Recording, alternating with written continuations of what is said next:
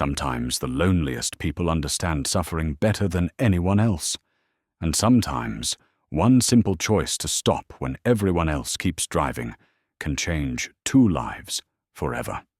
On a quiet back road outside Pine Ridge, Tennessee, 57-year-old Clay Harmon found a wounded German shepherd caught in a rusted trap. Cars had passed by all morning. People looked and kept going. But Clay stopped. He was divorced, worn down by life, and hadn't felt needed in years. When he knelt down and reached out his hand to that scared, hurting animal, something shifted. He decided to help. He brought the dog home, nursed him back to health, and named him Ranger. What Clay didn't expect was how much saving this dog would save him too. Would this be the second chance they both needed? Before we jump back in, tell us where you're tuning in from. And if this story touches you, make sure you're subscribed, because tomorrow I've saved something extra special for you. Clay Harmon woke each morning to silence. Not the peaceful kind that comes with contentment, but the heavy silence of a house that had forgotten how to be a home. The rental on Maple Street was small, 2 bedrooms, a kitchen that hadn't been updated since the 70s, and a garage he rarely opened. He'd moved in 3 years ago, after the divorce, choosing the place because it was cheap and because nobody he knew lived nearby. The wedding band sat in the top drawer of his nightstand. He hadn't worn it since the day Linda handed him the papers, but he couldn't quite bring himself to throw it away either. Some mornings he'd open the drawer, look at it sitting there on a folded handkerchief, and close it again without touching it. It was easier than deciding what it meant that he still kept it. His daughter Amber had called it giving up when he'd rented this place. She'd wanted him to fight for the house, to argue with Linda, to show some fire. But Clay had been too tired for fire. He'd signed everything Linda's lawyer put in front of him and moved his belongings in a single trip with a borrowed truck. Amber hadn't spoken to him for 6 months after that. Even now, their conversations were brief and careful, like 2 people walking on ice that might crack. At 57, Clay worked maintenance at the Pine Ridge Community Center, a job that paid enough to cover rent and groceries but not much else. He fixed leaky faucets, replaced light bulbs, patched drywall, and kept the building running. Frank Benson, his boss, was a gruff man in his 60s with a grey beard and a habit of chewing on toothpicks. Frank didn't talk much, which suited Clay fine. They worked together in comfortable silence most days. The job was nothing like what Clay used to do. For 20 years he'd been a carpenter, a good one. He'd built custom cabinets, restored antique furniture, and took pride in work that would outlast him. But when the economy shifted and the steady jobs dried up, he'd taken the maintenance position. For the insurance and the reliable paycheck, he'd told himself it was temporary. That was 11 years ago. His neighbor, Doris Kellerman, was a widow in her 70s who lived in the house to his left. She'd lost her husband 2 years before Clay moved in, and she had a habit of appearing on his porch with covered dishes and gentle conversation. Clay suspected she was lonely too, though she hid it better than he did. She talked about her grandchildren, her garden, and the weather. He listened, fixed things when she asked, and tried to be the kind of neighbor she deserved. "You're too young to live like an old man," she'd told him once, standing in his doorway with a container of soup. Clay had smiled and thanked her for the soup, but he didn't know how to explain that he didn't feel young anymore. He felt like someone who'd misplaced something important and couldn't remember where he'd left it. Most evenings, he'd eat dinner in front of the television, some reheated meal or a sandwich, and then sit on the porch until the mosquitoes drove him inside. He'd watch the neighbors come and go, hear the sounds of families eating dinner together, children laughing in backyards. It was like watching life through a window he couldn't quite reach. Amber lived in Georgia now with her son, Wyatt, Clay's grandson, 7 years old and growing up 2 states away. Clay had seen him 3 times, once when he was born, once at a birthday party when he turned 3, and once last Christmas when Amber had driven up for a day. Wyatt was shy around him, which hurt in a way Clay couldn't quite name. He was a stranger to his own grandson. The phone calls with Amber were stilted. She'd ask how he was doing. He'd say fine. She'd talk about Wyatt, about her job managing a medical office, about being tired. He'd listen and try to think of something helpful to say. Usually, he couldn't. The conversations would end with promises to talk soon, and then weeks would pass before either of them called again. Pine Ridge was the kind of town where everyone knew everyone, or at least knew of them. Population just under 4,000. 1 main street with a hardware store, a diner, a post office, and a handful of other businesses that had been there for decades. The community center where Clay worked sat at the edge of town, a low brick building that hosted everything from senior yoga classes to kids' basketball leagues. Clay had grown up in a town like this, 3 hours west. His father had been a carpenter too, and had taught him the trade in their garage workshop. Clay remembered the smell of sawdust, the weight of tools in his hands, his father's patient voice explaining how to read the grain of wood, how to measure twice and cut once. Those had been good years, simple years. He'd married Linda when he was 23. She'd been a teacher at the elementary school, patient and kind, with a laugh that could fill a room. They'd had Amber 2 years later. For a long time, life had felt complete. But somewhere along the way, Clay still wasn't sure exactly when, they'd started drifting. Conversations became shorter. Silences became longer. By the time Amber left for college, there wasn't much left holding them together except habit. Linda had been the one to say it out loud. "We're not happy, Clay. Haven't been for a long time." He couldn't argue with her. The divorce had been quick and quiet. No fighting, no drama. Just 2 people agreeing that whatever they'd had was gone. Linda had remarried last year, a pharmacist named Gregory, who seemed nice enough. Clay had heard about it from Doris, who'd heard about it from someone at church. The garage behind Clay's rental was full of his old tools. Table saw, drill press, hand planes, chisels, all collecting dust under tarps. He'd opened the garage door once since moving in, looked at everything for a long moment, and closed it again. It felt like looking at artifacts from someone else's life. On the Tuesday that changed everything, Clay left work at 4:30, the same as always. Frank had nodded to him on his way out. "See you tomorrow." "See you tomorrow," Clay had replied. But instead of taking his usual route home, straight down Highway 41, Clay had turned onto Old Mill Road. He couldn't have said why. Restlessness, maybe, or just the need to delay arriving at the empty house for a few more minutes. The road was narrow and winding, cutting through farmland and patches of woods. He'd driven it before, years ago, but not recently. The late afternoon sun slanted through the trees, and Clay had the windows down, letting the warm air blow through the truck. The radio played something he didn't recognize. His mind wandered to nothing in particular. What he'd eat for dinner, whether he needed to stop for milk, the sound the center's boiler was making that he'd need to check tomorrow. He almost didn't see it, just a dark shape in the ditch up ahead. But something made him slow down, made him look closer. That's when he saw the dog. Clay pulled the truck onto the shoulder, gravel crunching under the tires. His hands remained on the steering wheel for a moment, his heart beating harder than it should. The dog lay about 20 feet away, partially hidden in the tall grass of the drainage ditch.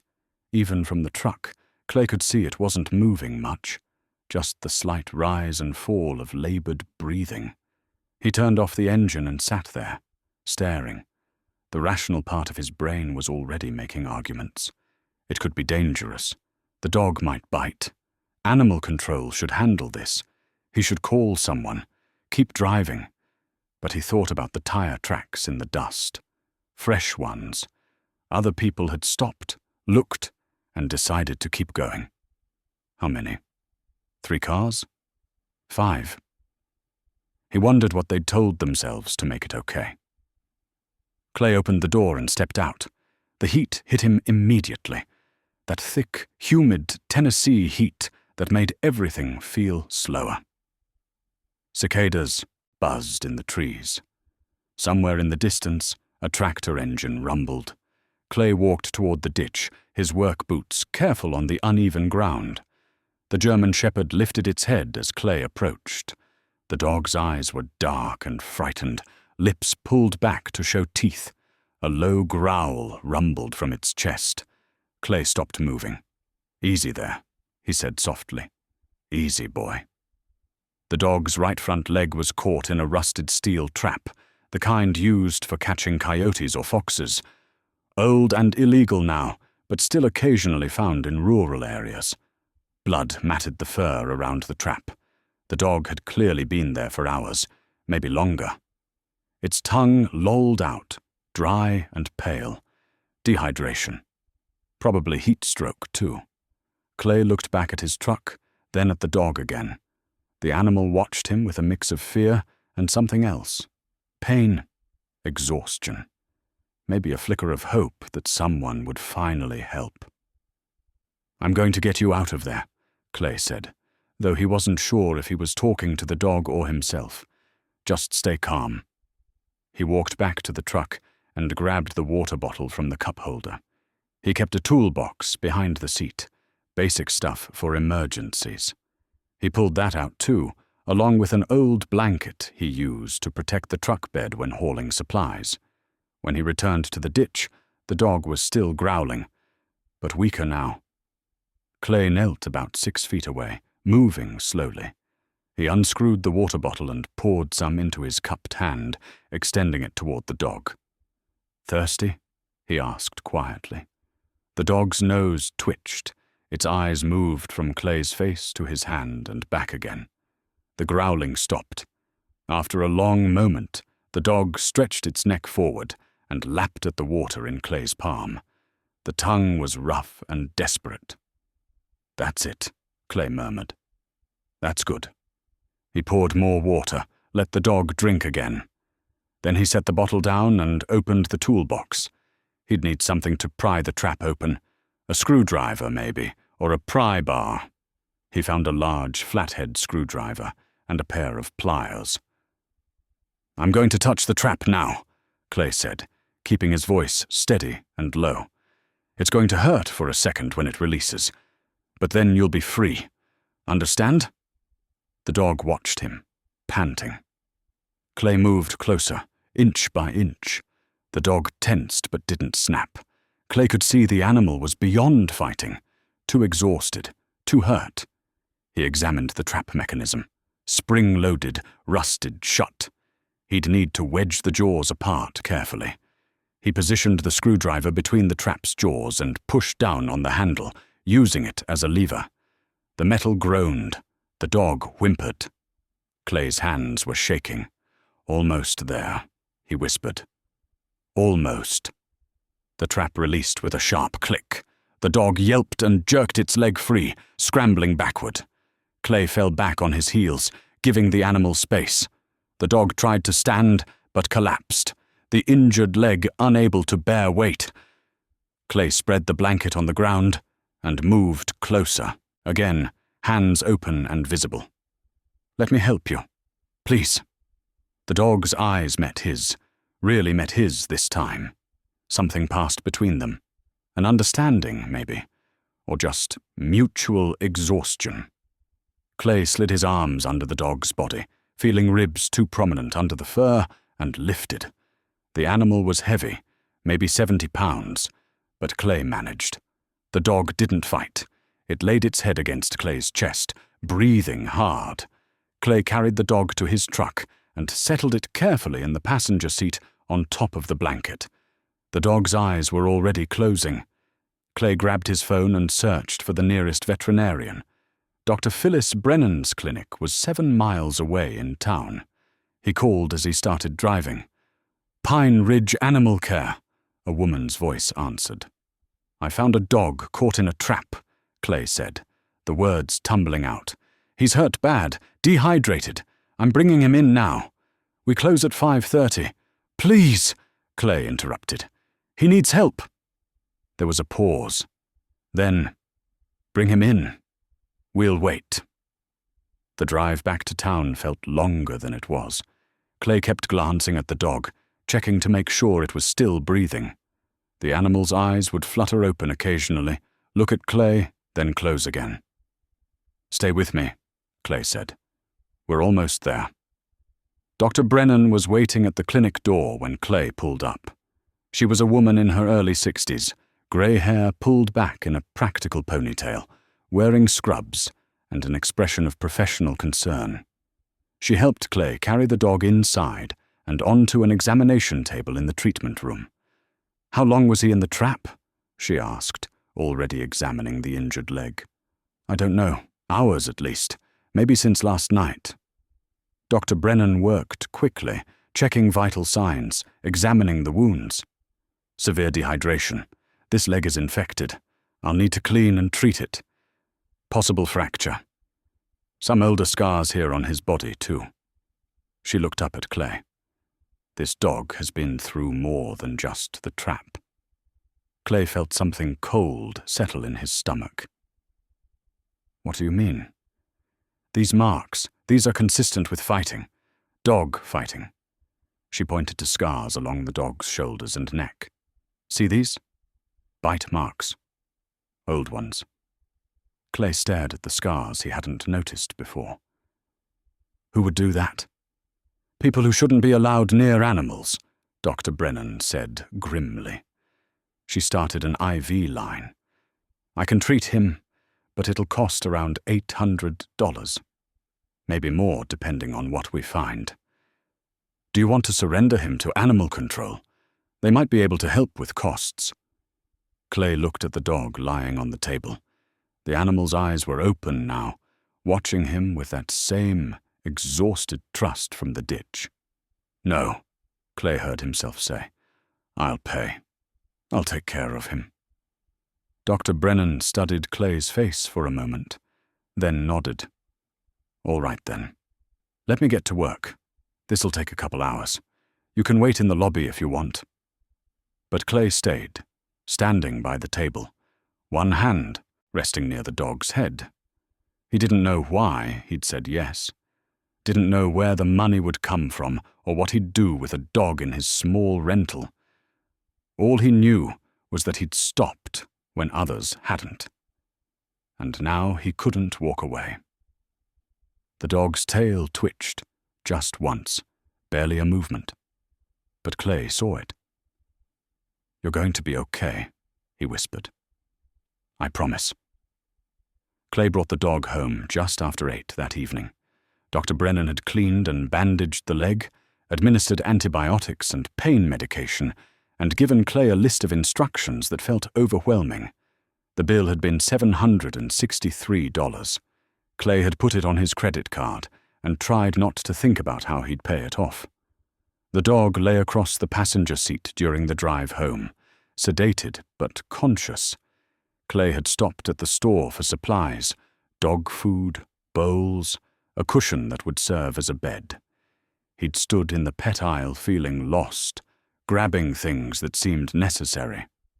Inside the rental house, Clay cleared a space in the living room and arranged the cushion near the couch. He carried the dog inside, moving carefully, and settled him on the makeshift bed.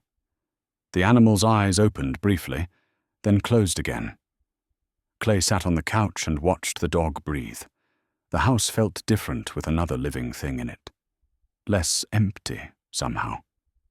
He realized he hadn't shared his space with anyone since the divorce.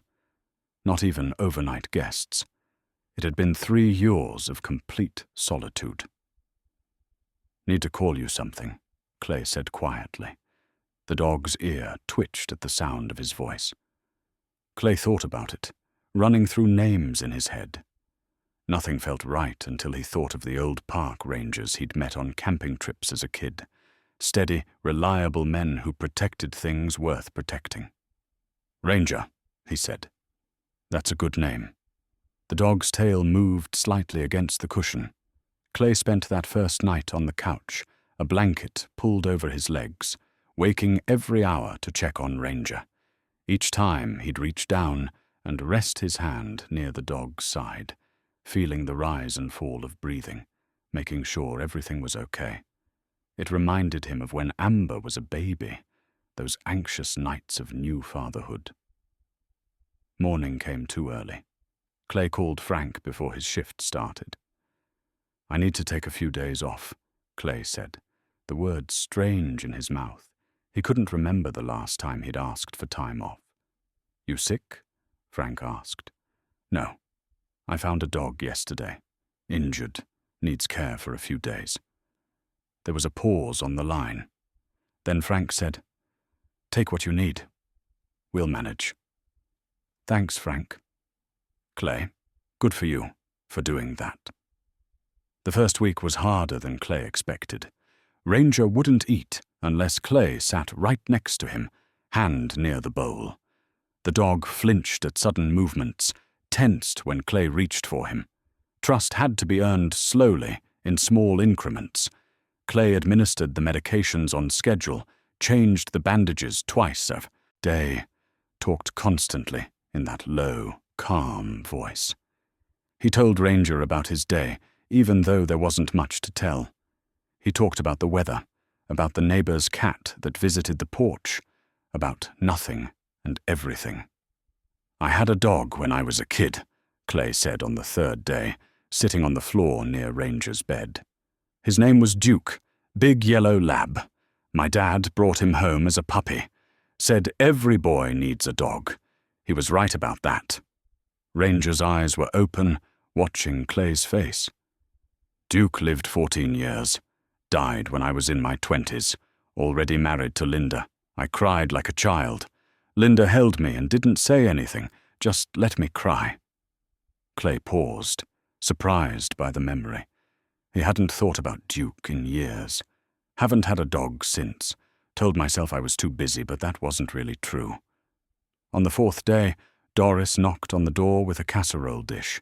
Clay let her in, and she stopped when she saw Ranger. Well now, she said softly. Who's this? Found him caught in a trap on Old Mill Road. Name's Ranger. Doris set the casserole on the kitchen counter and knelt slowly near the dog, careful not to crowd him. Poor thing's been through something, hasn't he? More than I knew when I picked him up. She looked at Clay then, really looked at him. You know what I see different about you? You're here, really here. First time in 3 years. Clay didn't know what to say to that. Doris patted his arm and left the casserole with instructions to eat properly, not just feed the dog and forget himself. When Amber called that weekend, Clay almost didn't answer. Their conversations had been so stilted lately, but he picked up on the third ring. Hey, Dad. Hey, sweetheart. Just checking in. How are you? Clay looked at Ranger, who was watching him from the cushion. I'm okay. Actually, something happened this week. I found a dog. He told her the story, the trap, the rescue, Dr. Brennan, the decision to keep him. Amber was quiet on the other end. Dad, are you sure that's a good idea? You can barely take care of yourself. The words stung, probably because there was truth in them, but Clay kept his voice steady. I'm trying, Amber. That's all I can do. Another pause, then softer. I know. I'm sorry. That wasn't fair. They talked a little longer. Amber told him about Wyatt, about soccer practice and homework struggles. Clay listened and asked questions, feeling like maybe they were actually talking for the first time in months. Maybe we could visit sometime, Amber said before hanging up.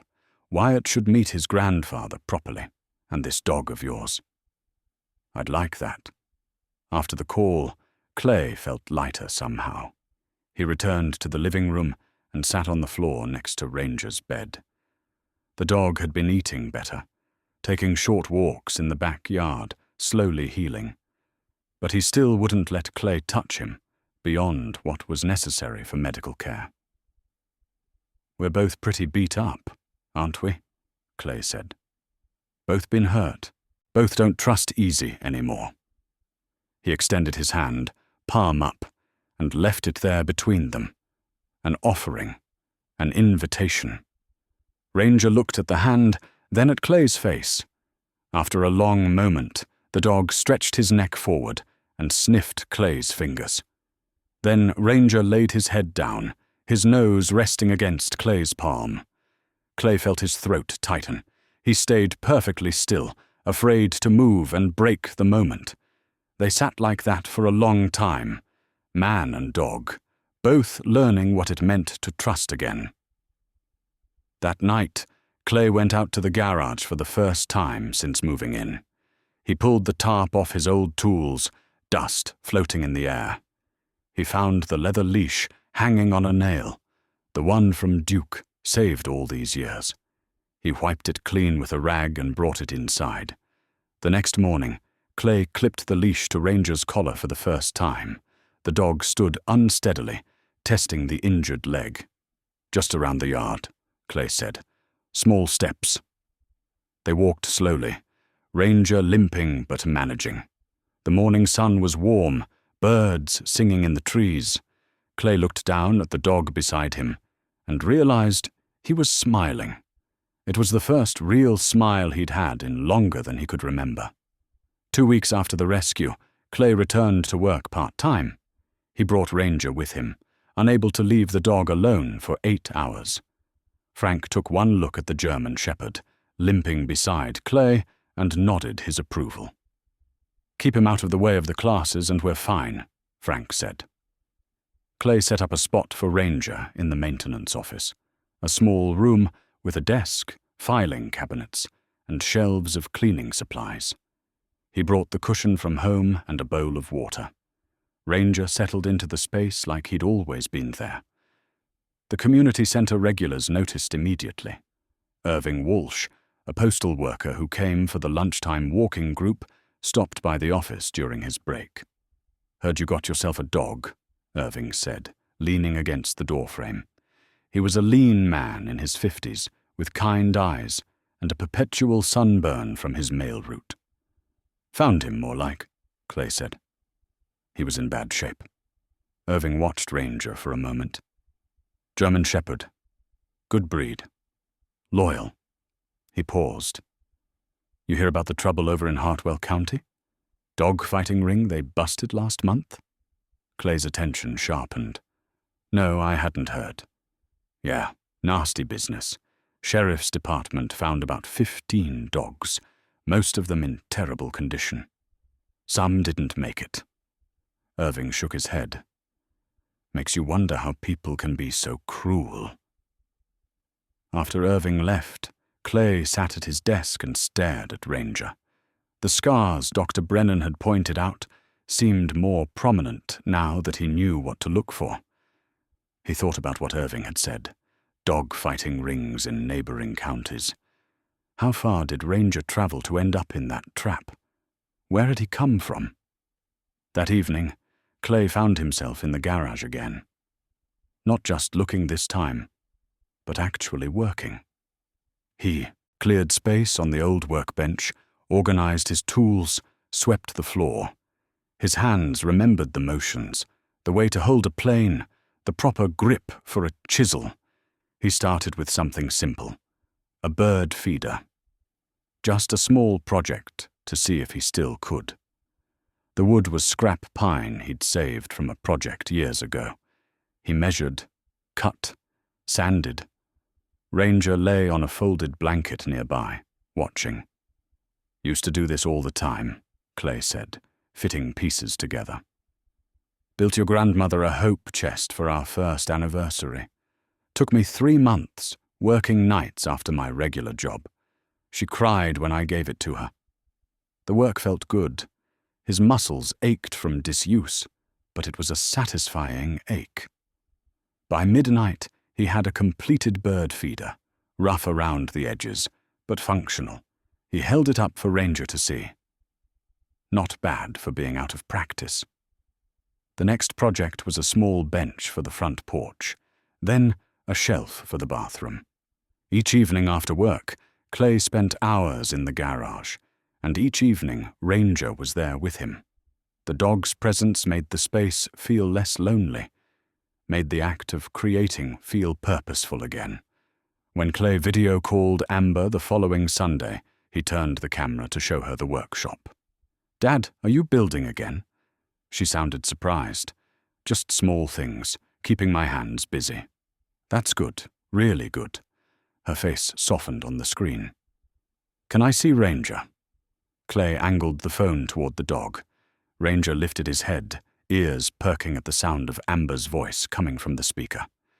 "He's beautiful, Dad. How's he doing?" "Better every day. Still skittish sometimes, but we're figuring each other out." Amber was quiet for a moment. Then, "I've been thinking about what I said before, about you taking care of yourself. That wasn't fair. You're doing something good here. I'm trying, I know, and I should try too, to be better about staying in touch." She glanced off screen, then back. "Wyatt's asking about you. Wants to know about the dog. Maybe we could visit next month, if that's okay?" Clay felt something warm spread through his chest. "I'd love that. Really." After they hung up, Clay sat in the garage with Ranger at his feet. He thought about Amber's words, about Wyatt asking about him. He tried to remember the last time he'd felt like someone's presence mattered. Like he mattered. At the community center, people started seeking Clay out. Beatrice Kimball, a retired teacher who volunteered at the front desk, brought treats for Ranger and stayed to chat. She talked about her garden, her book club, asked Clay about his woodworking. He found himself sharing more than he had in years. "You should teach a class," Beatrice suggested. "Basic carpentry. We're always looking for new programs." "I don't know about that." "Think about it. You've got a gift. Shame to keep it to yourself." Frank echoed the sentiment later that week. "Beatrice is right. You could teach. People would sign up." Clay deflected. But the idea stayed with him. Teaching meant being visible, being accountable to others. It meant stepping out of the comfortable isolation he'd built around himself. It was terrifying, but it was also tempting. One afternoon, Irving stopped by the maintenance office again. He looked troubled. "You remember what I said about dog fighting?" Irving asked. "I remember." "Been hearing more talk, not just Hartwell County. Rumors about something operating closer, maybe in Whitman or Thorndale." He glanced at Ranger. "Just thought you should know, in case he came from something like that." After Irving left, Clay did something he hadn't planned on. He opened his laptop and started searching. Dog fighting rings in Tennessee. Signs of dog fighting. How dogs are used and abused in fighting operations. The information made him sick, but he kept reading. He learned about bait dogs. Animals used to train fighting dogs, chosen because they're gentle or won't fight back. He learned about the scars they carry, the psychological damage, the fear that never quite leaves. He looked at Ranger, really looked at him. The scars, the wariness, the way he flinched at loud noises or sudden movements. "Someone did this to you on purpose," Clay said quietly. "Didn't they?" Ranger's ears went back, as if he understood the weight of the words. Clay made a decision then. He pulled out his phone and called Dr. Brennan. When she answered, he asked the question that had been building in his mind. The scars on Ranger. Could he have been a bait dog? Dr. Brennan was quiet for a moment. Yes, that would be consistent with what I saw. If I wanted to find out where he came from, report it. What would I do? Clay, these operations are dangerous. If he escaped from something like that, I know. But someone's still doing this to other dogs. Let me think about it. I might know someone who could help. Someone who deals with these situations. That night, Clay sat on his porch with Ranger beside him. For the first time in weeks, the dog rested his head on Clay's knee. Clay's hand settled on Ranger's neck, fingers scratching gently behind the ears. "We're going to figure this out," Clay murmured. "Find out what happened to you. Make sure it doesn't happen to anyone else." Ranger's tail thumped once against the porch boards. Clay looked out at the quiet street, the familiar houses, the predictable life he'd been living. Something had shifted. He wasn't just going through motions anymore. He had purpose, and it scared him as much as it energized him. Dr. Brennan called 3 days later with a name, Ingrid Sawyer. She ran an underground network that rescued dogs from fighting rings, worked with law enforcement when possible, and operated mostly on donations and sheer determination. "She's careful," Dr. Brennan warned. "She'll want to vet you before she shares anything. These people she goes after, they're not forgiving." Clay called the number that evening. A woman answered on the IV fourth ring, her voice guarded. "Who gave you this number?" "Dr. Phyllis Brennan in Pine Ridge. She said you might be able to help."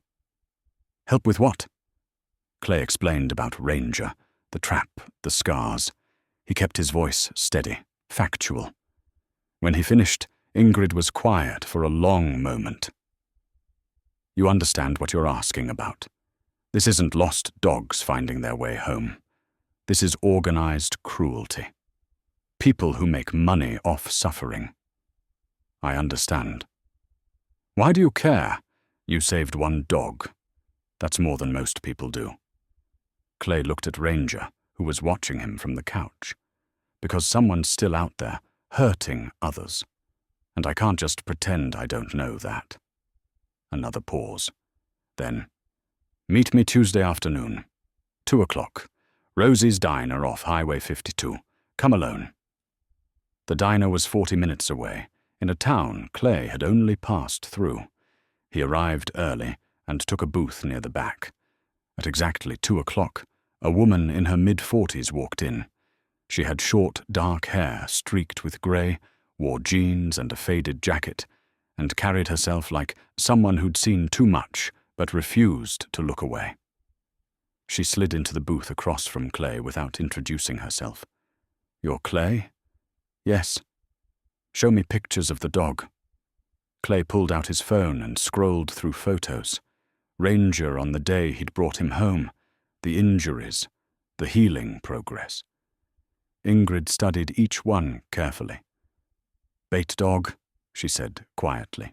"No question. See how the scars are all defensive? He wasn't trained to fight. He was used to make other dogs vicious." The words made Clay's stomach turn. Ingrid ordered coffee when the waitress came by. Clay did the same. Then Ingrid leaned forward, her voice low. "There's been activity in this region for about a year. We've tracked some of it. But these operations move around. They'll use a location for a few months, then abandon it before anyone can pin them down. Do you think Ranger came from one of these? Probably. The question is which one, and whether it's still operating." She paused. "I've been watching a property outside Pine Ridge. Old estate called the Halloran Place. You know it?" Clay shook his head. "It's about 15 miles from town. Been abandoned for years. But there's been activity lately. Vehicles coming and going at odd hours. Too much for a vacant property. You think they're using it?" "Maybe. But I need more information before I can move. That's where someone local could help." She studied Clay's face. "You understand the risk? If these people think you're watching them..." "I understand." Ingrid reached into her jacket and pulled out a phone. a cheap burner, the kind you buy at gas stations. Use this to contact me. Never use your regular phone. Don't tell anyone what you're doing. Not friends, not family. No one. Clay took the phone, feeling its weight in his palm. Start simple, Ingrid said. Drive by the property at different times. Note any patterns, vehicles, people, anything unusual. Take photos if you can do it safely. Don't get close. Don't let them see you. They talked for another hour. Ingrid explained what to look for, how to stay safe, what to do if something went wrong. By the time Clay left the diner, his head was spinning with information and the reality of what he'd agreed to. The Halloran estate sat at the end of a long gravel drive, surrounded by overgrown fields and woods. Clay found it 2 days later, driving slowly past the entrance. He could see the main house in the distance, a once grand Victorian, now sagging and dark. Several outbuildings clustered behind it. He didn't stop, just noted the location and drove on. Over the next week, Clay developed a routine. He'd drive by at different times, early morning, afternoon, evening. Sometimes he saw nothing. Other times, there were vehicles parked near the outbuildings, trucks mostly, sometimes as many as 5 or 6. He started carrying his phone with the camera ready, taking photos as he passed. The pictures weren't great, too far away, too quick, but they showed the activity Ingrid had mentioned. Balancing this secret mission with his regular life felt surreal. At work, he fixed leaky faucets and replaced ceiling tiles. At home, he cooked dinner and played with Ranger. But in between, he was watching, documenting, gathering evidence of something dark he didn't fully understand yet. Frank noticed something was different. "You seem distracted lately," he said one afternoon as they were repairing a broken door hinge at the community center. "Just got a lot on my mind." "Anything I can help with?" Clay wanted to tell him, but Ingrid's warning echoed. "Tell no one." "Just adjusting to having Ranger around, making sure I'm doing right by him." Frank accepted the answer, but Clay could tell he wasn't entirely convinced. When Amber called to confirm their visit, 2 weeks away now, Clay felt a spike of anxiety. What if something happened before then? What if this investigation put him at risk and he wasn't there when his daughter and grandson arrived? But he couldn't stop. Every time he doubted himself, he looked at Ranger's scars and remembered there were other dogs still suffering. One evening, Clay went to the Pine Ridge Library. The librarian, Hugh Pritchard, was a thin man in his 70s who'd worked there for 40 years. He knew the history of every property in 3 counties. "I'm curious about the old Halloran estate," Clay said, trying to sound casual. "Drove past it the other day. Beautiful property, even in disrepair." Hugh's face lit up. "Oh, the Halloran place. That's a piece of history right there." He pulled out old property records, tax documents, even photographs from the library's archive. The estate had been built in 1887 by a railroad magnate. It had passed through several families before being abandoned in the 1970s. The ownership records after that were murky, sold multiple times, foreclosed on, purchased by an LLC with no clear connection to anyone local. "Shame what happened to it," Hugh said, showing Clay a photograph from the 1920s. The estate in its prime, gardens, manicured lawns, the house pristine. Used to be the jewel of the county. Clay studied the photograph, trying to reconcile it with the decaying property he'd been watching. Then he noticed something in the background, several large outbuildings, similar to what he'd seen on his drive-bys. "What were those used for?" he asked, pointing. "Stables mostly. The Hallorans bred horses, had quite the operation back in the day." Stables, large, isolated buildings perfect for hiding illegal activities. Clay thanked Hugh and left with copies of the photographs. That night, he sent them to Ingrid, along with his notes from the past week. She called the next day on the burner phone. "This is good work. The pattern you're seeing, vehicles on weekend nights, that matches fight schedules. They run events when there's less chance of interference. What happens now? Now we need to get closer. See what's actually happening on those nights." Her voice was serious. "Clay, this is where it gets dangerous. I can handle the close surveillance if you want to step back." Clay thought about it, about the easy option of handing everything over and returning to his quiet life. But then he thought about Ranger, about those children Amber would bring to visit, about the kind of man he wanted to be. "I'm in," he said. "Tell me what you need me to do." Ingrid drove into Pine Ridge on a Friday evening, meeting Clay at a turnoff 3 miles from the Halloran estate. She arrived in a nondescript sedan, carrying a backpack and a camera with a telephoto lens that looked professional. "We'll go in on foot," she said, spreading a map across the hood of her car. "Stay in the tree line here, observation point about 200 yards from the main outbuildings. Close enough to see, far enough to stay hidden." Clay's mouth was dry. "And if someone sees us?" "We run. But they won't. I've done this before." They parked both vehicles off the road, hidden in the trees, and started walking. The sun was setting, casting long shadows through the woods. Ranger had stayed home. Clay couldn't risk bringing him close to a place that had likely caused his trauma. The walk took 20 minutes. Ingrid moved quietly, confidently. Clay tried to match her steps, feeling clumsy and exposed. His heart hammered in his chest. This was real now. Not just driving past, not just taking distant photos.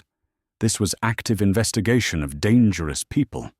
They reached the vantage point as darkness fell. Through a gap in the trees, Clay could see the estate clearly. The main house dark and abandoned, but lights on in the outbuildings. Several vehicles were already parked in a rough semicircle. Men stood around talking, smoking cigarettes. Ingrid set up the camera on a small tripod, adjusting the focus. "There," she whispered. "Take a look." Clay peered through the viewfinder. The telephoto lens brought everything into sharp detail. He could see faces, license plates, even the way the men moved. Casual, comfortable, like they had no fear of being caught. Then he heard the barking. Multiple dogs, the sounds aggressive and frightened. His stomach tightened. "They're warming them up," Ingrid whispered, "getting the dogs agitated before the fights." They stayed for 2 hours, documenting everything. Ingrid took hundreds of photos, vehicles, faces, the buildings, the pattern of activity. Clay felt sick watching it, but he forced himself to stay focused. This was evidence. This was how they'd stop it. Around 9 o'clock, they heard something that made Clay's blood run cold. A child's voice calling out. He couldn't make out the words, but it was definitely a child. Ingrid adjusted the camera, searching. Then she froze. Oh no. Clay looked through the lens.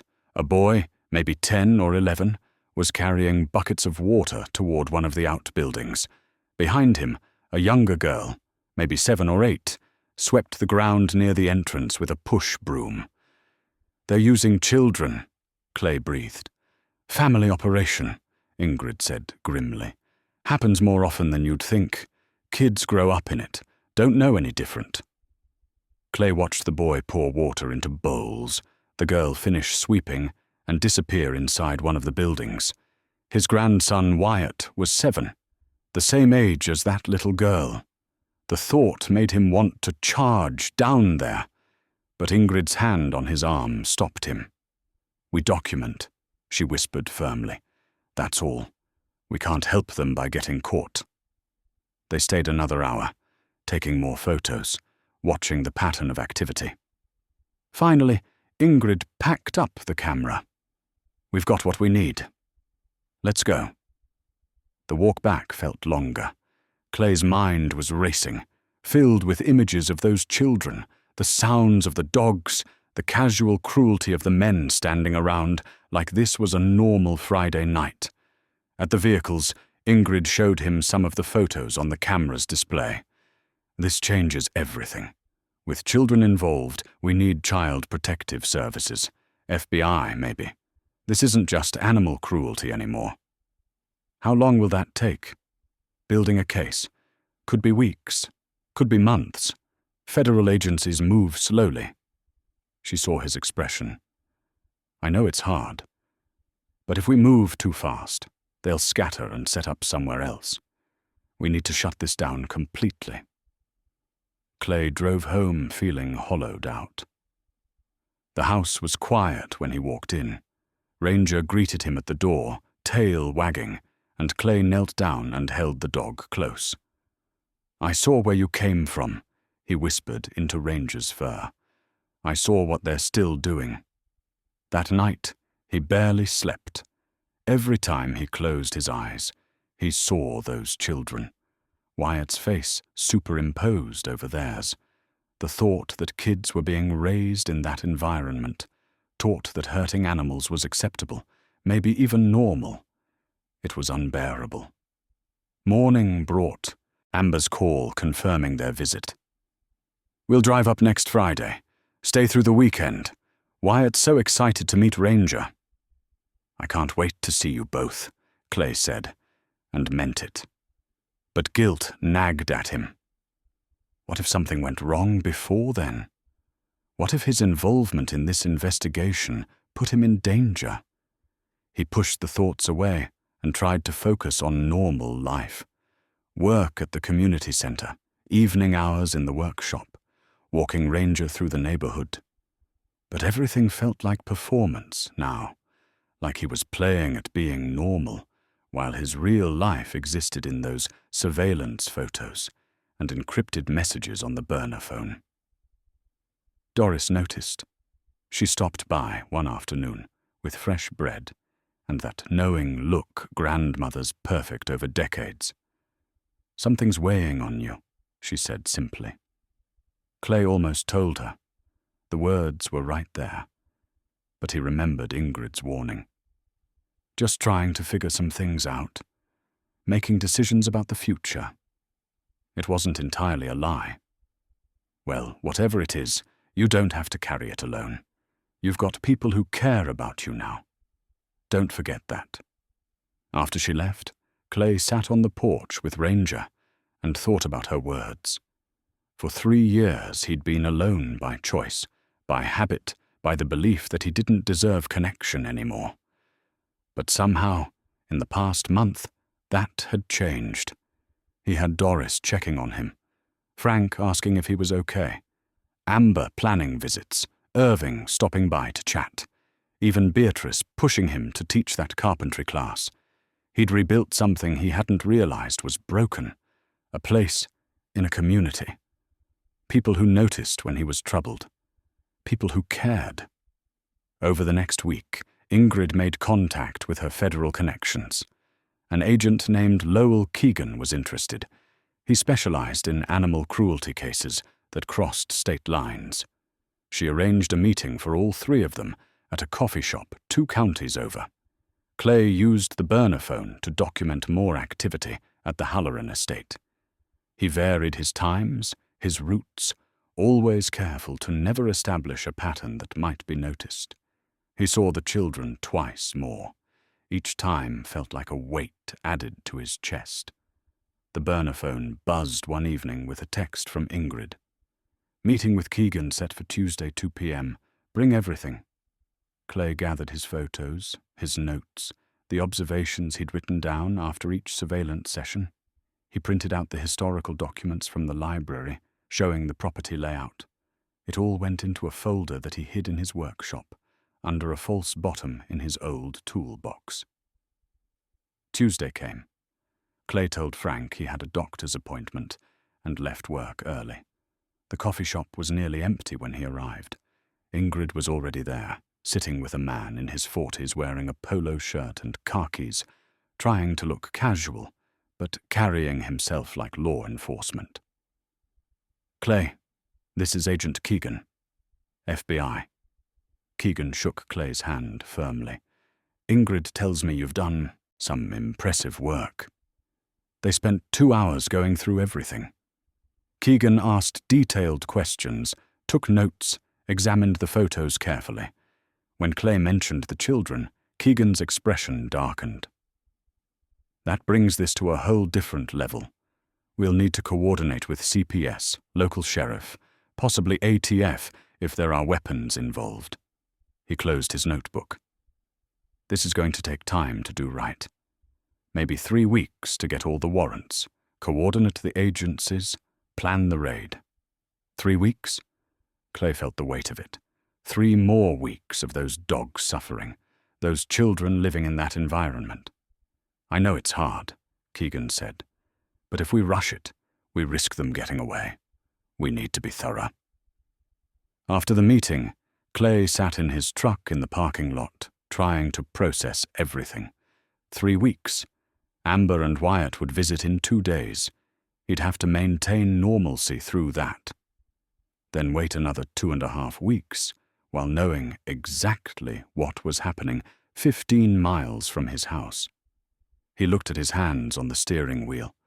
These hands that had built furniture, fixed broken things, freed a dog from a trap. What else were they capable of? His phone, his regular phone, rang. It was Amber. "Hey, Dad, we're packing now. Wyatt wants to know if Ranger likes to play fetch." Clay took a breath and let the sound of his daughter's voice ground him. "He's still learning, but I think he'd love playing with Wyatt. We'll see you Friday evening then. I'll be here. Can't wait." He meant it. Whatever else was happening, whatever weight he was carrying, his family was coming home, and that mattered more than anything. Amber arrived Friday evening, just as the sun was setting, her sedan pulling into Clay's driveway, with Wyatt's face pressed against the back window. Clay was on the porch, Ranger sitting calmly beside him, and his heart lifted at the sight of them. Wyatt burst out of the car before Amber had fully stopped, running toward the porch. "Grandpa, where's the dog?" "Right here," Clay said, kneeling down. "But you need to approach slow and gentle. He's still learning to trust people." Wyatt slowed, his 7-year-old energy barely contained. He stopped a few feet from Ranger and held out his hand the way Clay had shown him over video chat. "Hi, Ranger. I'm Wyatt." Ranger sniffed the boy's hand, then his tail began to wag. Within minutes, they were sitting together on the porch, Wyatt gently petting Ranger's head while the dog leaned into the attention. Amber hugged Clay tight. "Look at this place, Dad. You've fixed it up." Clay glanced around, seeing his home through her eyes. The porch he'd repaired, the flower boxes he'd installed, the fresh paint on the trim. "Just keeping busy. It's more than that. You're different." She smiled. Better different. The weekend passed too quickly. Wyatt and Ranger were inseparable, playing in the backyard, napping together on the couch, taking walks around the neighborhood. Clay taught his grandson basic carpentry in the garage workshop, showing him how to sand wood smooth, how to measure carefully. "Will you build me something, Grandpa?" Wyatt asked, sawdust in his hair. "What would you like?" "A birdhouse, for my mum's garden." So they worked together, Clay guiding Wyatt's hands, feeling decades fall away as he remembered his own father teaching him the same skills. Ranger watched from his blanket, and Amber took photos from the doorway, her eyes bright with tears she didn't try to hide. Sunday evening, as they were packing to leave, Amber pulled Clay aside. "Whatever you're doing, this life you're building, don't stop. Wyatt hasn't stopped talking about you all weekend, and I haven't seen you this present in years. I'm trying to be better, for all of us." "You are better." She hugged him again. We'll come back next month. Maybe you could visit us too. I'd love that." After they left, the house felt emptier, but not lonely. Clay sat on the porch with Ranger, processing the weekend. He'd promised Wyatt he'd visit. He'd promised to keep building things with him. Those promises felt sacred, and they made what came next even more urgent. The burner phone buzzed. Ingrid. "Need to meet. Tonight if possible. Something new." Clay drove to their usual spot, a turnoff near the state forest. Ingrid was already there, pacing beside her car, agitation clear in her movements. "What's wrong?" "We got lucky. One of my contacts works with animal control in Thorndale. They picked up a dog yesterday, shepherd mix, young, injuries consistent with fighting. The dog had a microchip." "Okay." "The chip was registered to an address. Want to guess which one?" Clay's stomach dropped. "The Halloran estate." "Bingo. Which means we now have direct proof of illegal activity at that location. Better yet..." She pulled out her phone and showed him a photo. "They found this near where they caught the dog." It was a piece of paper, water-stained but readable. A child's drawing in crayon, dogs in cages, stick figures standing around. A building that looked like a barn. In the corner, written in careful block letters, "Lucy, age 8. Clay stared at the drawing. That little girl he'd seen through the camera lens. She'd drawn this. Maybe it had blown away from the property. Maybe she'd deliberately left it. He'd never know. But here it was, evidence of a child's presence at a place where no child should be. "This changes the timeline," Ingrid said. "Agent Keegan saw this photo an hour ago. He's pushing for the raid to happen this week. Wednesday night. 3 days from now? The microchip gives us probable cause. The drawing proves children are present.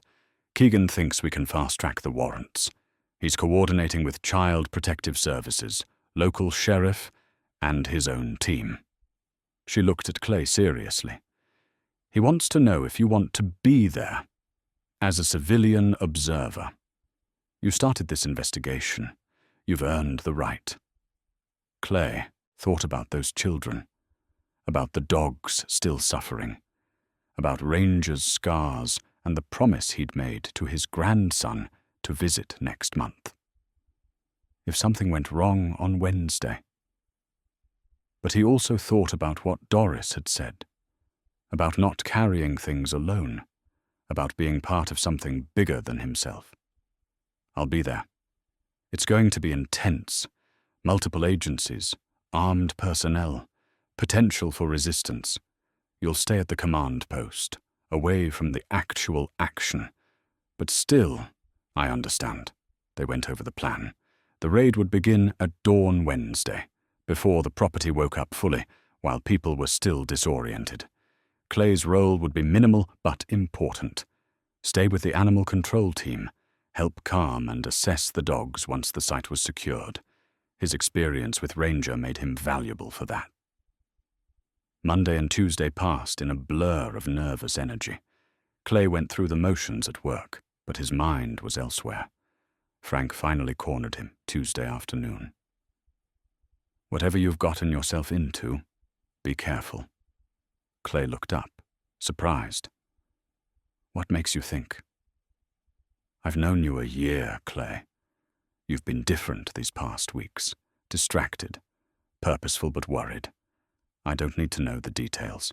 Just be careful, whatever it is." "I will." Tuesday night, Clay couldn't sleep. He wrote a letter to Amber. Not a goodbye exactly, but an explanation. He told her he was proud of her, proud of the mother she'd become, grateful for the chance to know his grandson. He told her about Ranger, about how saving one dog had led him back to himself.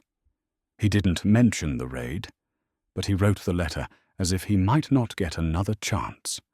He sealed it in an envelope and left it in his desk drawer, just in case. At 3 in the morning, He sat on the floor next to Ranger's bed, his hand resting on the dog's side.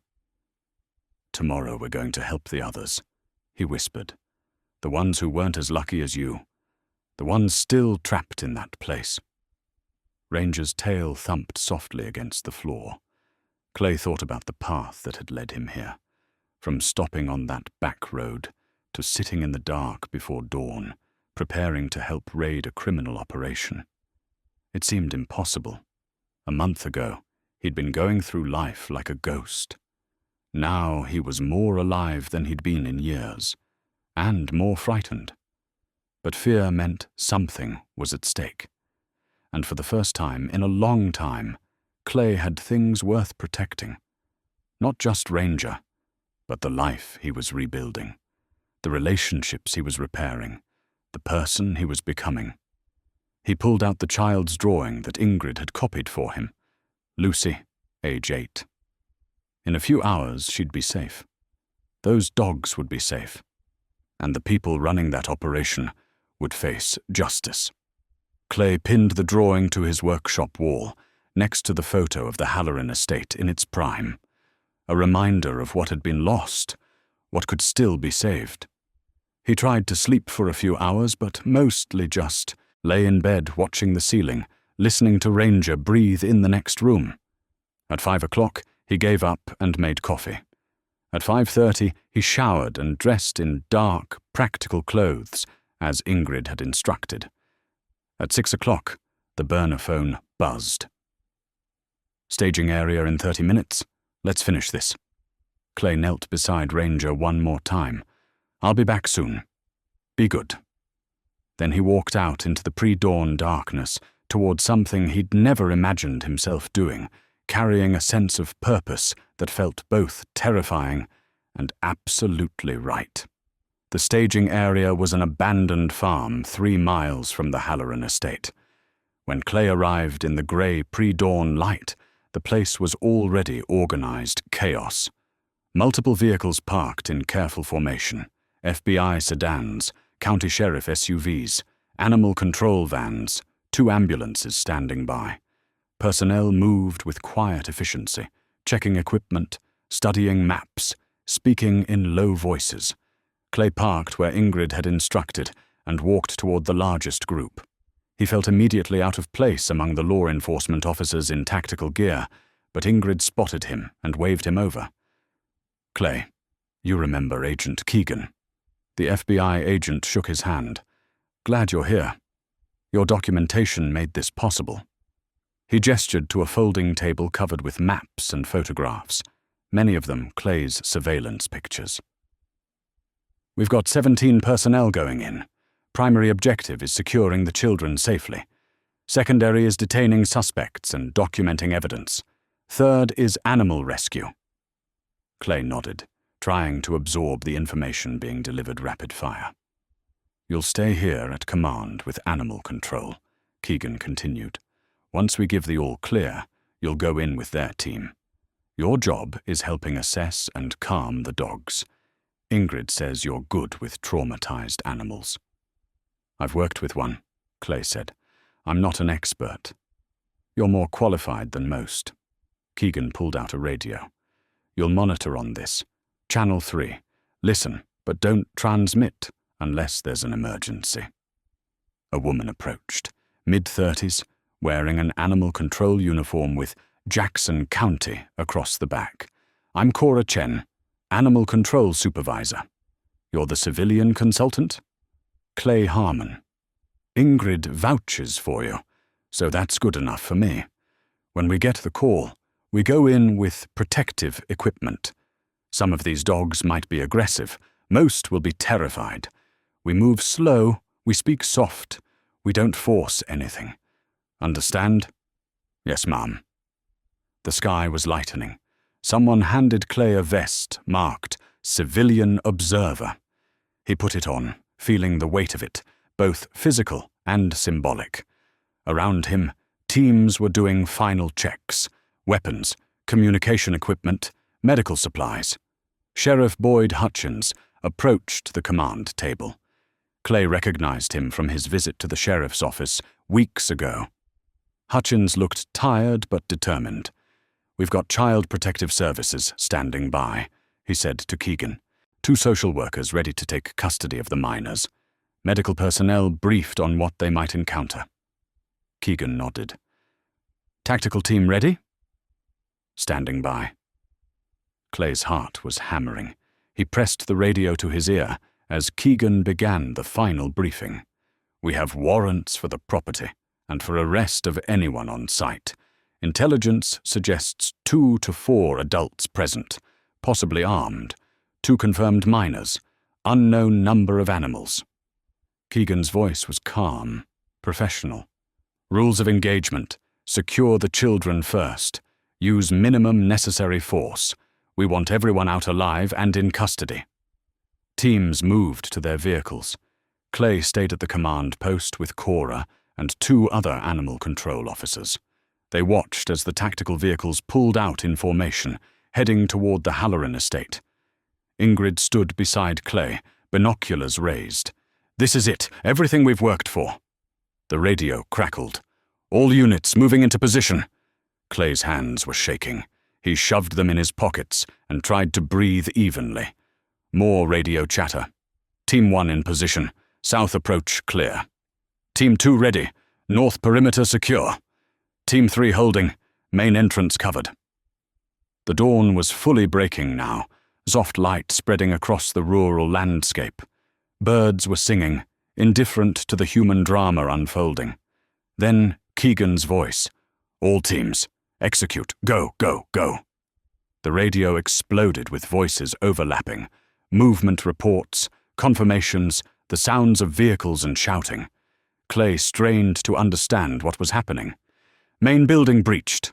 2 suspects in custody. South outbuilding. Children located. Repeat, children located. 2 minors, ages approximately 8 and 11. Securing now." Clay felt tears prick his eyes. The children were safe. Lucy and the boy. They were safe. More reports flooded in.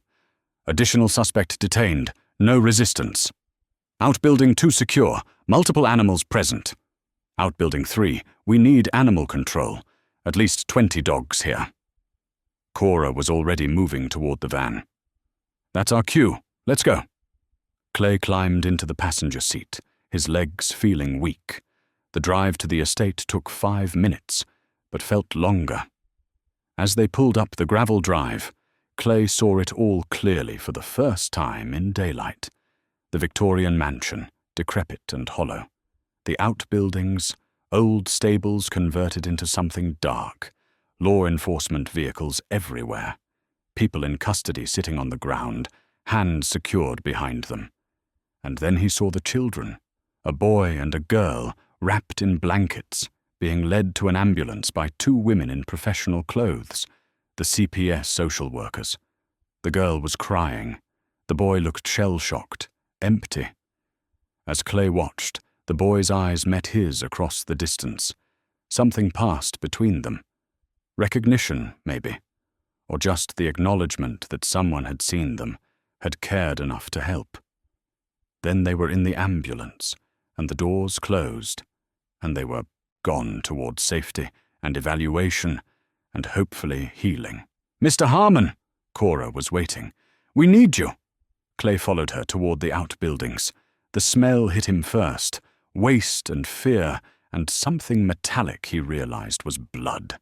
Inside the first building, cages lined the walls, dogs in various states of distress, some barking frantically, others cowering silently, a few too injured to do more than lie still. "We need to assess each one," Cora said, pulling on heavy gloves. "Determine who needs immediate medical attention, who's safe to transport, who might be aggressive." Clay moved to the first cage, a pit bull, scarred and trembling. He knelt down slowly, speaking in the same soft voice he'd used with Ranger. "Hey there. Hey, it's okay now. You're safe." The dog's ears flicked toward his voice. Clay opened the cage carefully, letting the dog come to him instead of reaching in. After a long moment, the dog crawled forward and pressed against Clay's legs. "This one's scared but not aggressive," Clay said. "Needs medical care but safe to handle." They worked through the building methodically. Some dogs snarled and snapped, fear turning to aggression. Those required sedation before transport. Others were docile, broken by what they'd endured. A few, like the pit bull, just needed gentle handling and a kind voice. In the second building, they found more. Clay lost count. 20 dogs, 30, maybe more. Each one catalogued, assessed, prepared for transport to emergency veterinary facilities. Hours passed. The sun climbed higher. Clay's back ached from kneeling. His voice was hoarse from talking softly to frightened animals. His heart was breaking with every scarred face he encountered. But they were saving them. Every single one. In the third building, the one farthest from the house, Clay found something that stopped him cold. A cage in the corner, smaller than the others. Inside was a collar, old, blood-stained, with a name scratched into the metal tag. Ranger. His Ranger. This was where he'd been kept before he'd escaped, before he'd ended up in that trap, before Clay had found him. Clay picked up the collar with shaking hands. Agent Keegan appeared beside him. "We're cataloguing all evidence. That'll need to be photographed and logged. This belonged to my dog, the one I rescued. This is where he came from." Keegan's expression softened. "Then you did exactly what you set out to do. You found where he came from, and you shut it down." Clay nodded, unable to speak. He handed the collar to Keegan, but took a photo of it first, evidence of a different kind, proof of a journey that had led him here. By noon, the last of the dogs had been loaded into transport vehicles. Clay stood in the yard of the Halloran estate, exhausted and covered in dirt and dog hair, watching the convoy prepare to leave. Cora approached with a bottle of water. "You did good work today," she said. "Real good. Most of these dogs wouldn't have been handled as well without you." Clay drank the water gratefully. His voice was nearly gone from hours of soft talking to frightened animals. "How many total?" 37 dogs. 12 need immediate surgery. Another 20 need extensive medical care. The rest are in better shape, but all traumatized. She paused. Could have been a lot worse. We got here before whatever they had planned for tonight. Clay thought about that. If they'd waited another week, another month, how many more would have suffered? How many wouldn't have survived? Agent Keegan walked over, removing his tactical vest. "We've got 4 adults in custody. Property owner and 3 associates. Found evidence of organized fighting going back at least 18 months. Financial records, betting logs, videos on phones." His expression was grim. More than enough to put them away for a long time. "The children?" Clay asked. "With CPS, they're being evaluated at the hospital. Both have family, an aunt in Knoxville who's been trying to get custody for 2 years, but couldn't prove the environment was dangerous. She'll probably get them now." "They were just living here? In this?" "The boy and girl are siblings. Their father owned the property, ran the operation. Mother left years ago." Keegan shook his head. "Kids didn't go to school. Completely isolated. They thought this was normal life." Clay felt sick. He thought about Wyatt, about the childhood every kid deserved. These 2 had been robbed of that, raised in violence and cruelty. "Can I see where they lived?" Keegan hesitated, then nodded. "Come on." They walked to the main house. Inside, the decay was worse. Water damage, mold, holes in the floor. But in 2 rooms upstairs, there were signs of children trying to create normalcy. The girls' room had drawings taped to the walls, flowers, houses, dogs, happy images that contradicted everything happening below. The boys' room was sparse, but had a shelf of books, all dog-eared and well-read. On the girls' desk, Clay found more drawings. All of them featured dogs. In most, the dogs looked sad. But in one recent drawing, a dog was running free, surrounded by flowers and sunshine. "Can I take this?" Clay asked, holding up the drawing. "It's evidence, but I'll make sure you get a copy." They walked back outside. The property was emptying now. Suspects transported to county jail, dogs on their way to veterinary care, evidence teams finishing documentation. The place would be sealed, investigated thoroughly, then eventually demolished or sold.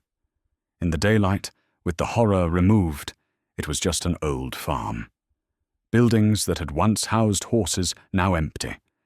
Fields that could have grown crops lying fallow.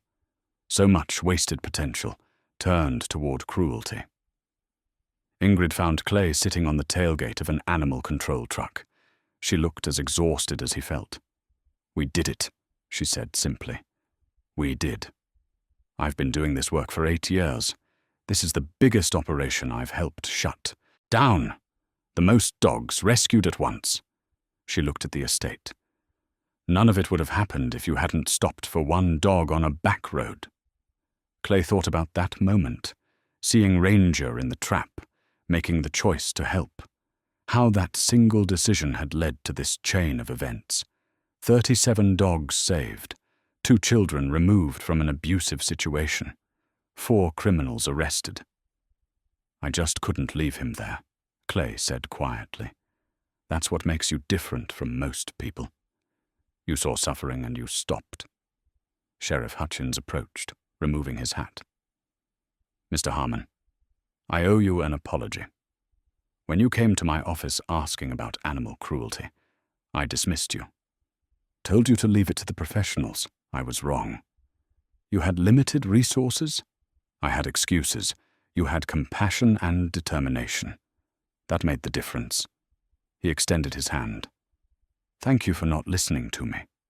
Clay shook his hand, too tired to form a proper response.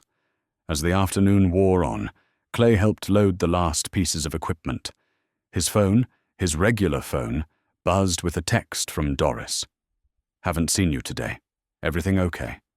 He typed back, "Long day. I'm fine. Home soon." How could he explain where he'd been, what he'd done? The woman who brought him casseroles and worried about him living alone had no idea he'd been part of shutting down a criminal operation. Agent Keegan approached one final time. "The U.S. Attorney will want statements from you and Ingrid, probably next week. These cases take time to prosecute, but with the evidence we have, they'll all plead out or go to prison. What about the children's father?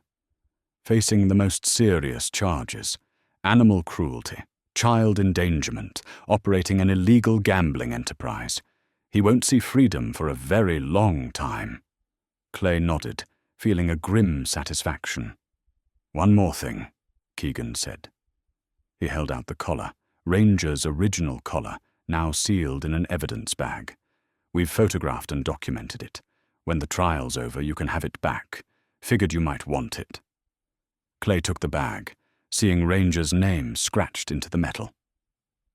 "Thank you." As he drove home, the sun was setting. The same Tuesday-turned-Wednesday dawn had stretched into a full day of exhausting, necessary work. Clay's body ached. His mind felt scraped raw. But underneath the exhaustion was something else, a sense of completion, of purpose fulfilled. He pulled into his driveway as darkness fell. The house lights were on. He'd left them that way for Ranger. Through the window he could see the dog's silhouette, waiting. Clay sat in the truck for a moment, looking at his small rental house. A month ago, it had been just a place to sleep, to pass time, to exist without living.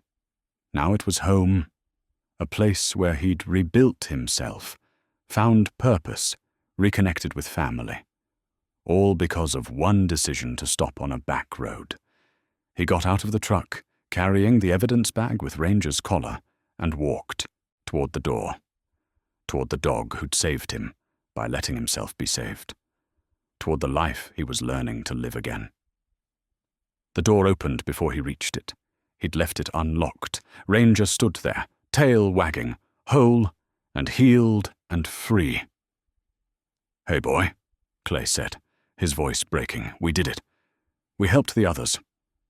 Ranger pressed against his legs as Clay knelt down, and for a long moment, man and dog just held on to each other in the doorway, both understanding what the other had survived.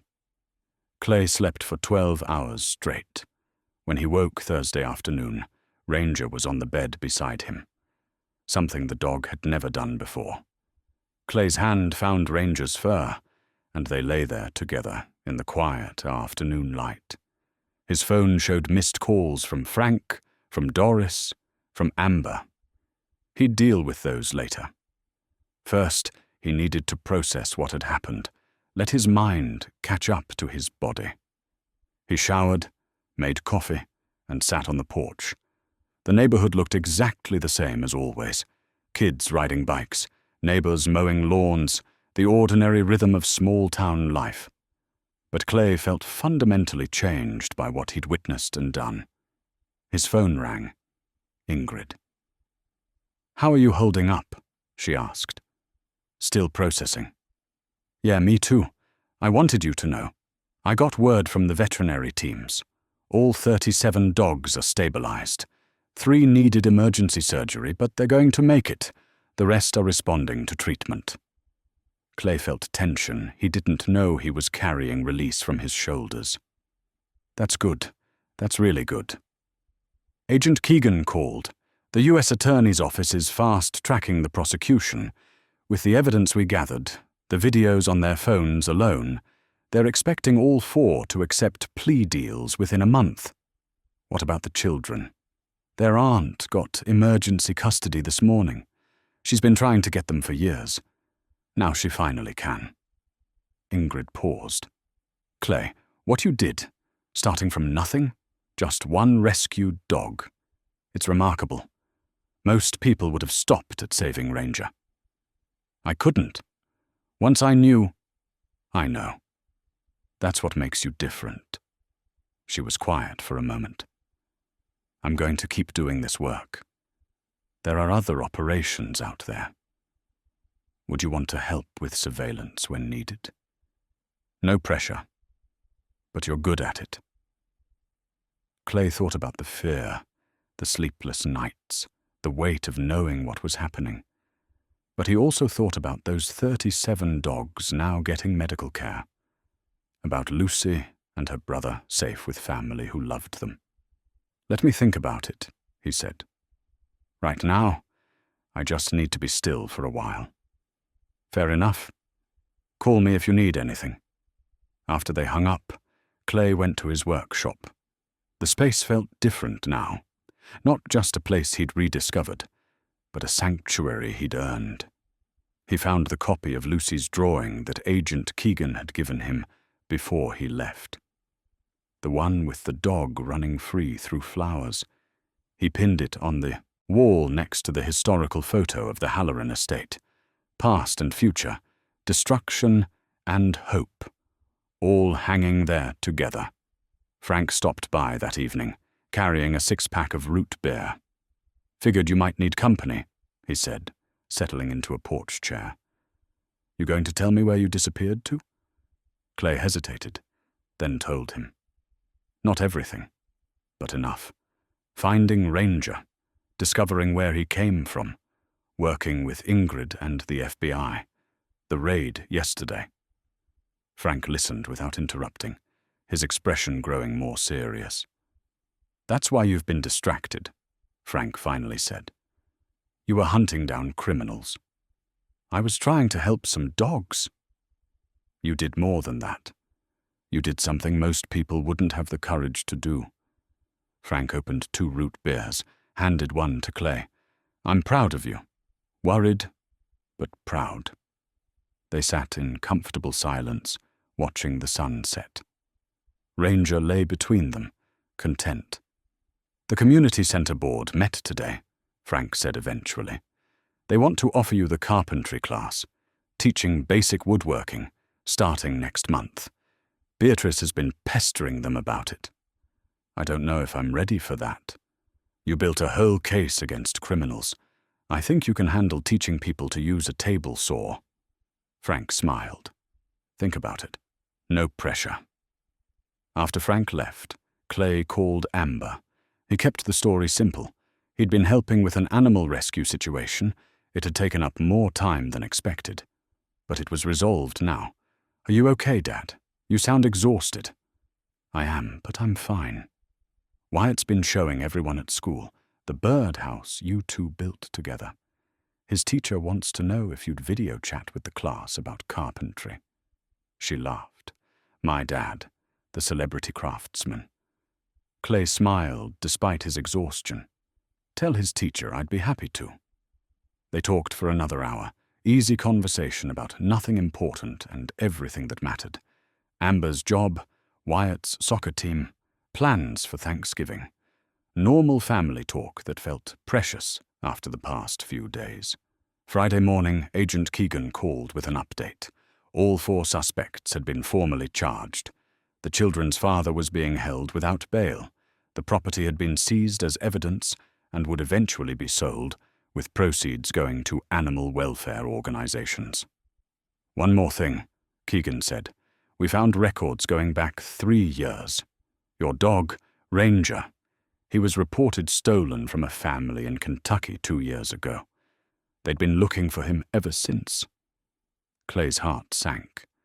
"They want him back. I contacted them. They said—" Keegan paused. "They said any dog that survived what he survived deserves to stay with whoever saved him. They're just grateful to know he's alive and safe."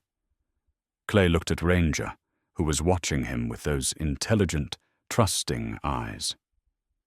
"Thank you for telling me." That afternoon, Clay drove to Dr. Brennan's clinic for Ranger's follow-up appointment. The leg had healed well, the infections cleared, the scars fading. "He looks wonderful," Dr. Brennan said, examining him. "Whatever you're doing, keep doing it. I heard you connected Ingrid and me. Started this whole thing." She smiled. "I just introduced 2 people who cared. You did the rest." As Clay was leaving, Dr. Brennan called after him. "The dogs from the raid, several are going to need foster homes during recovery. Would you consider taking one temporarily?" Clay thought about his small house, his quiet life, the peace he'd only just found. Then he thought about Ranger, about second chances, about how helping one had led to helping many. "Let me think about it," he said. "But probably yes." Driving home, Ranger in the passenger seat with his head out the window, Clay felt something settle in his chest. Not quite peace. The memories of what he'd seen were too fresh for that. But purpose, direction, the sense that his life meant something again. He'd stopped on a back road for one suffering creature.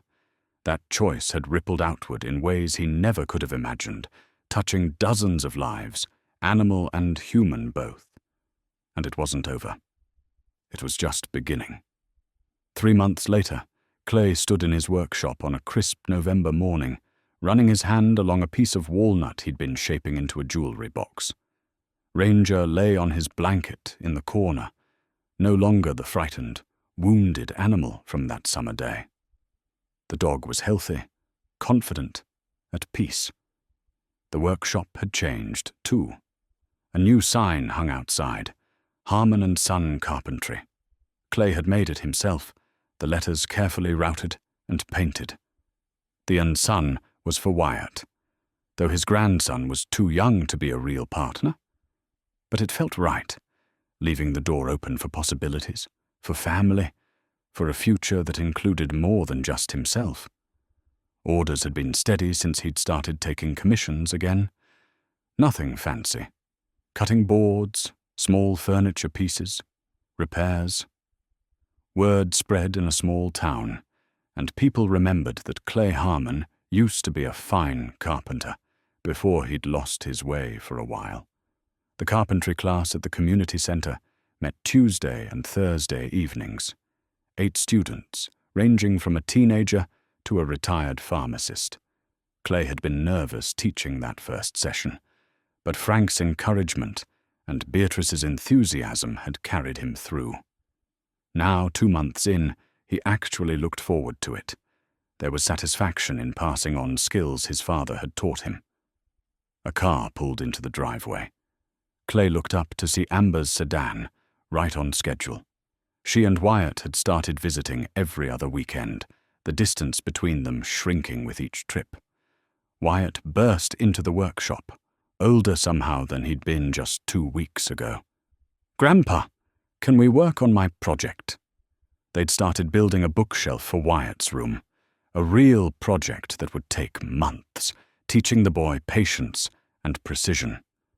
Clay pulled out the pieces they'd cut last visit. "Let's see if you remember how to check if it's square," Clay said, handing Wyatt the framing square. Amber appeared in the doorway, coffee in hand. "Morning, Dad. Place looks good." She was right. The rental house had transformed over the months. Fresh paint, a small garden Doris had helped him plant, repairs he'd been putting off for years finally completed. It looked like someone lived here instead of just existed. "How's work?" Clay asked as they supervised Wyatt's careful measurements. "Busy, good busy." She paused. "I got an offer from a medical practice in Murfreesboro, closer to you. Only 40 minutes instead of 2 hours. Clay looked up. "Yeah?" "I'm thinking about it. Wyatt would be closer to his grandfather. And to Ranger," she smiled. "Seems like we've got reasons to be around more." After lunch, they drove to the community center. Clay had something he wanted to show them. In the main hallway, a new display case held photographs from the Halloran estate raid, carefully selected images that showed the rescue without the brutality. 37 dogs saved, 2 children removed from danger, a community coming together for justice. "That's you, Grandpa?" Wyatt asked, pointing to a photo of Clay kneeling beside a frightened pit bull. "That's me."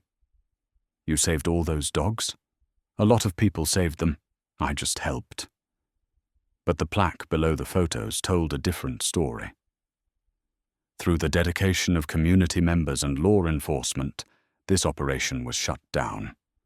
Special recognition to Clay Harmon, whose investigation began with rescuing a single dog and led to justice for many. Amber read the plaque, her eyes shining. "Dad, this is incredible." Clay felt embarrassed by the attention, but also quietly proud. He'd done something that mattered, something that would outlast him. Irving stopped by while they were there, shaking Clay's hand firmly. "Whole town's talking about what you did. You're a hero." "I'm not." "You are. Don't argue with a postal worker. We know things." Irving grinned and moved on. That evening, after Amber and Wyatt left with promises to return in 2 weeks, Clay sat on his porch with Ranger. Doris came by with cookies. She always seemed to know when he needed company. "You've had quite a year," she said, settling into the other chair. "It's been something. I told you that you were too young to live like an old man. Guess you finally listened." She reached down to pet Ranger. "This dog changed your life." "We changed each other's." They sat in comfortable silence until Doris went home. Clay remained on the porch as the sun set, Ranger's head resting on his knee. He thought about the journey, from that back road in July to this November evening, from isolation to connection, from purposelessness to meaning. His phone buzzed, a text from Ingrid. "Update on the dogs, all 37 placed in permanent homes. Thought you'd want to know." Clay replied, "Best news I've heard all week." Another text came through, this one from Amber. "Wyatt wants me to tell you he had the best day. Also, I'm seriously considering the Murfreesboro job. We'll talk soon." Clay set the phone down and looked at Ranger. "You hear that, boy? They might move closer." Ranger's tail thumped against the porch. Inside, Clay found the evidence bag containing Ranger's original collar, returned to him after the trial concluded. All 4 defendants had pleaded guilty. The ringleader got 15 years. The others got sentences ranging from 5 to 10. The children were thriving with their aunt in Knoxville, getting therapy, attending school for the first time, learning what normal childhood looked like. Clay held the collar for a moment, then placed it in his desk drawer next to his wedding band. Both were artifacts from painful pasts, Ranger's and his own. Both were reminders of survival, of moving forward, of choosing to heal. He returned to the porch, to the dog who'd given him a reason to stop on a back road, to get involved, to care about something beyond his own quiet suffering. Sometimes the loneliest people understand suffering better than anyone else, Clay said softly, repeating the words that had become his truth. And sometimes, one simple choice to stop when everyone else keeps driving can change 2 lives forever.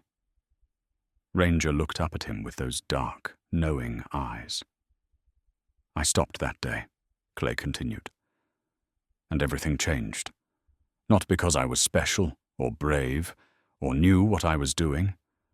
I stopped because I recognized something in your eyes, the same thing I saw in my own mirror every morning, the need to be seen, to matter, to be worth saving. He scratched behind Ranger's ears, feeling the solid warmth of the dog against his leg. Turns out, we saved each other.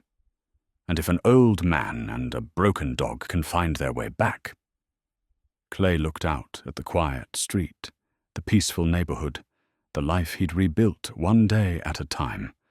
Well, maybe there's hope for all of us. Ranger's tail thumped in agreement. They sat together as darkness fell, 2 souls who'd found each other at exactly the right moment, proving that sometimes the smallest acts of compassion create the biggest changes. That stopping when others pass by matters.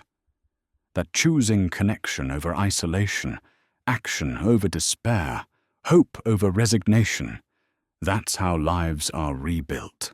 One choice, one dog, one back road on a summer afternoon. Everything else followed from there.